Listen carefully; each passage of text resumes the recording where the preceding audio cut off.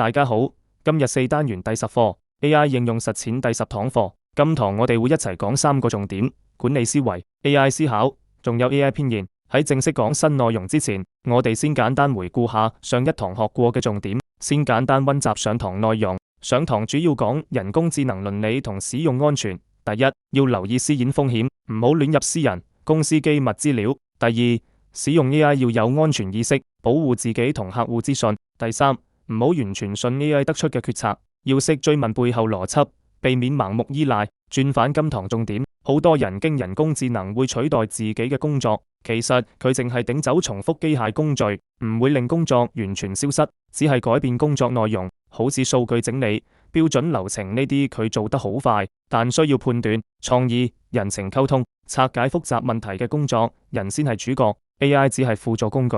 識得善用先可以突出自身價值。我哋要分清各自嘅長處。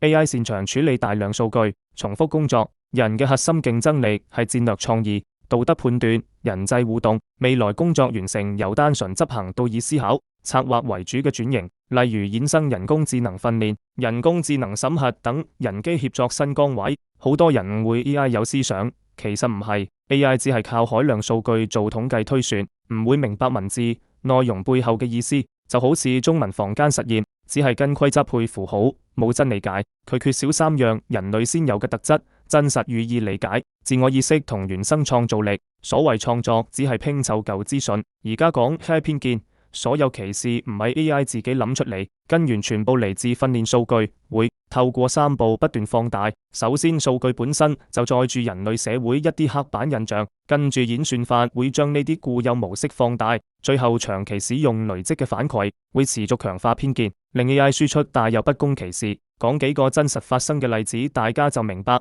招聘 AI 因為舊數據多男性，會自動偏好男求職者。人臉辨識對深色皮膚人士識別精度偏低，翻譯軟件亦默認護士係女性，工程師係男性，足以證明人類固有偏見會完整傳遞俾 AI。如果用人工智能做招聘、貸款審批呢啲重要決定，偏見會大規模放大，造成群體不公，而且佢嘅決策好難追查問題源頭。應對方法有4個：唔好將 AI 當客觀標準，每個結果都人工複核，主動查詢 AI 決策依據，事前清洗數據，減少刻板印象，綜合所有內容。使用 AI 要面對3大難題。技術上 AI 唔會100%準確，所有輸出必須核實，唔好過度依賴。倫理上，私隱同數據安全難保障， AI 出錯嘅責任歸屬亦未有清晰規則。人文上，工作模式轉變，要不停學新技能，大家亦要重新確立自身價值。想入手使用 AI 唔使覺得複雜，跟住4步走就得。